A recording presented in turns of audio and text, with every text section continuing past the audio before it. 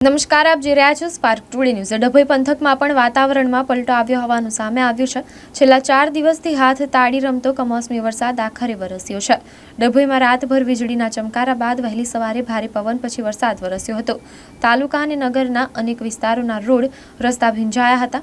ST depot, tower બજાર, કન્યાશાળા, Shinor road વિસ્તારમાં કમોસમી વરસાદ વરસ્યો હતો। અસહ્ય ઉકળાટથી નગરજનોને રાહત મળી હતી। 4 દિવસથી પરેશાન નગરજનો અસહ્ય ઉકળાટથી છુટકારો મળ્યો હતો તો ખેડૂતોની ચિંતામાં વધારો જોવા મળ્યો હતો। ડાંગર, કેરી, મકાઈ જેવા પાકને નુકસાન થવાની ભીતિ સર્જાઈ છે, જ્યારે વહેલી સવારે ભારે પવન ફૂંકાયા બાદ વરસાદ વરસ્યો હતો।